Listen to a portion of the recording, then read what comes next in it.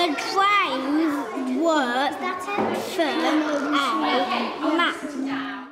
When you hear politicians or the media saying it's really disgraceful that 20% of children can't read at the appropriate standard when they're 11, the tests that are bringing about these kinds of comments are not really examining whether they can read the print on the page. They're examining or testing quite fine responses to children's ability to interpret and deduce meanings from what they read.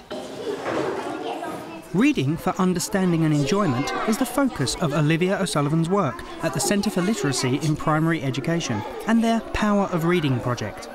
They work with teachers to develop ways of involving children in books and stories, as a way of raising standards as well as enjoyment. Last year's project group included Catherine Gadula. Last year I was involved in the whole Power of Reading project, and that basically completely changed my whole idea of how I teach literacy. I tend to spend quite a long time on each of the texts because there's so much you can do around it. The last book we did was Bigu. One of the ways of getting the children to think about the story is to make sure that they know the story well.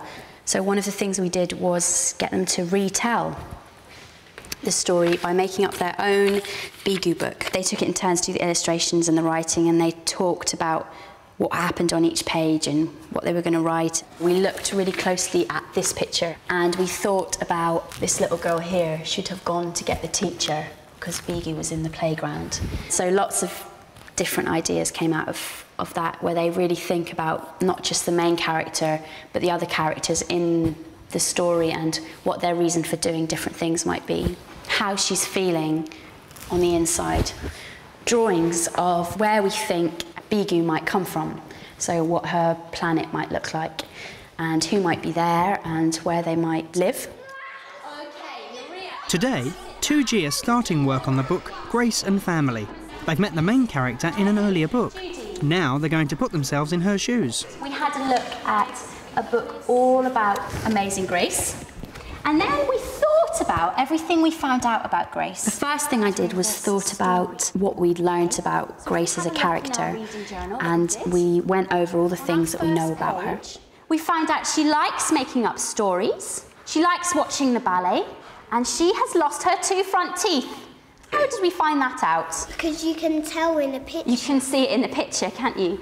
Now, today, we're going to read another story. And then we read the first 2 pages of Grace and Family. It's one of the books which is recommended by the Power of Reading project. The books which they have recommended have always really engaged the children and got them thinking about a lot of issues and ideas that come out of books. Grace lived with her ma and nana and a cat called Pawpaw. Next to her family, what Grace liked best She was reading the book aloud to children. We see that as essential for children to be drawn into the book, to feel enthusiastic about the story, and for all children, whether they can read the book or not, to actually hear the words on the page, read by a teacher who's actually giving a real tune to the story. About how we split up and your papa went back to Africa.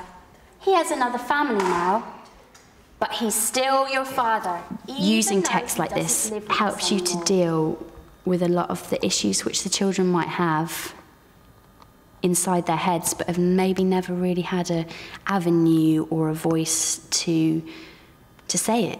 Guess what? Your papa sent the money for 2 tickets to visit him in Africa for the Easter holidays.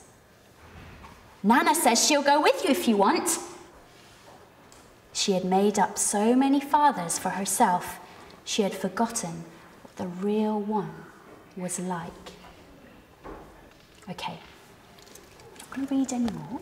I think that's a great way to use a text, is that you don't dive in and use the whole book straight away, because it means that the children are also really looking forward to what's going to happen next. Does anybody have any ideas as to what we could add now to our chart? Have we found out anything new about Grace? Rachel? Her papa split up with her with her mum. Brilliant. And then he went back to Africa.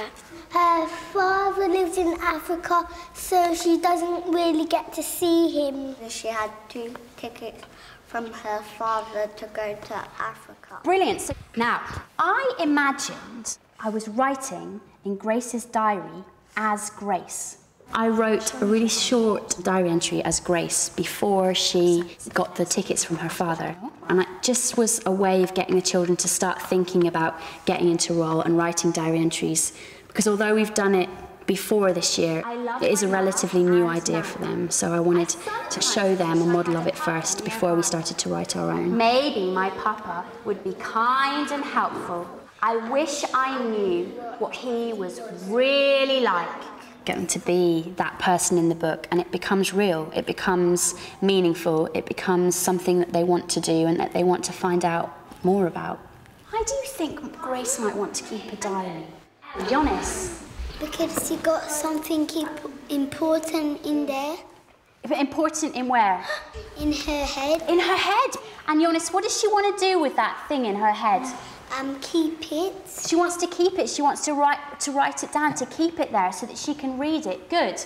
We thought about how Grace would be feeling getting the plane ticket, and the children were put into pairs. One of you is Ma, and one of you is Grace. And they were reenacting the moment when Grace's mum gave her, or her ma gave her the ticket. How would she be feeling inside about getting this ticket? I want you to also show me on your face how you're feeling. Looking around the room, you could really tell that the children were thinking about it a lot just by what they were doing with their faces. Feeling very shocked. You know, they were looking shocked and they were like, you know, I'm going to Africa, and I think that was a really good way of starting them off thinking about the thought of going away to see her father. It's a package for you. What if my papa's got a new family? How would I feel then?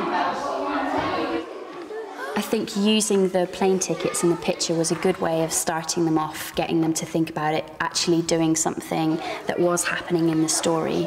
You're helping children to actually step inside the story through role play, through talking to each other. You're going to be Ma, and you're going to be Grace, okay? By acting out, I think is a really good way of getting them to think about the ideas and Grace's thoughts of going before we started to do any writing. What we're going to do now is come back to the carpet, and then we're going to talk about all the ideas that you came up with. We actually wrote down and brainstormed Grace's ideas on going to Africa and wrote them in our class journal. So how's she's feeling about going to visit her dad in Africa? Happy, shocked, happy, bit sad, excited, a little bit confused. Confused! What a great word! Teachers and children benefit from sequences of activities that are coherent, so that the writing that you do and the discussions that you have and the books you hear read aloud are all linked together. So all the time you're going in deeper. The next diary entry. And then we did a shared write together on the board.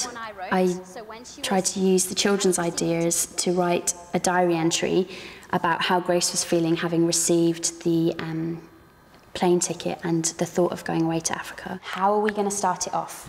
I've got some tickets to go to Africa to see my dad. So, shall we say today? Today is the best time of my life. Today is the best day of my life? Because I'm going to see my papa. Now, have we got a sentence there? Yes, so what do I need to do now? Thank you, Jonas. I don't know what he's like, so I'm a bit worried what he's... Great! I feel a bit cross because my mum can't come with me. We'll first act it out, then we'll talk about it, and then we'll, you know, model what's been done already, and then hopefully they get to a point where they're like, I've got so many ideas, I just want to start writing, you know, and actually that is what happened, a lot of them. They got back, they opened up their books, and they just started writing straight away. I can see some beautiful writing going on here. You're really thinking about this. Well done. They're very mixed ability-wise. There's some children who need a bit more support and some children who are really flying, but I think it happens in every classroom. What can a dad be? A dad can be, he's a man and he can drive. You've talked about so many ideas which have arisen from the text that they're not really ever in that situation where they're, you know, dry for ideas and not sure what to do. Dear Diary, I am feeling sad. I am confused. There's huge concern about children's writing. Although this project may appear to be just about enjoyment, it certainly isn't. It's about very important areas of learning. And I know this also from my research. As children wrote longer pieces, the quality of their spelling and punctuating improved. Dear Diary, I am. You can tell through the quality of the writing that emerges from these kinds of activities that real learning is taking place. Dear Diary, I am a bit scared of meeting my papa because I'm going to read out some of them now so that we can share all the great writing we've been doing. I read out some of the children's diary entries and then asked the other children in the class to comment positively on what they'd read or what they'd heard in the diary. When I'm reading it out, I want you to think carefully about what in the diary is really good. Dear Diary, I feel a bit scared. It's not normal that I get to go there. I don't know what he looks like and what it might feel like. Dangerous, maybe. I think I'm going. I've got a ticket. Grace. Isn't that great? She's right, she doesn't know what it's going to feel like because she hasn't been there yet. I liked it when he added in, I'm going to Africa in 3 hours. It's something that really helps to raise the whole ethos in your classroom where they're celebrating each other's work and they're feeling really motivated and inspired by each other, hopefully. What do you think might happen in the story? She might make new friends at Africa and go to a new school. Her mama comes to Africa and they live with their papa in Africa happily ever after. The way that they were able to express themselves and how they were able to connect with some of the themes that came up in the book was just really a lovely thing to be a part of. Okay, I'll leave this here by the reading corner and just add your own ideas around it in pencil, yeah? Great. Before, I might have just read a book for half an hour at the end of the day and then said, okay, bye, go home and see you tomorrow and not talk about it, which just seems ridiculous to me now because the benefit of using good quality texts with children is just amazing. You just find out more about them as people, but I think it's also a really great way of forming more of a bond or a relationship with your class, which feels really strange to say it, that it can all come from a book, but it really can. I am worried that my papa is going to be, but I couldn't fit anything else in.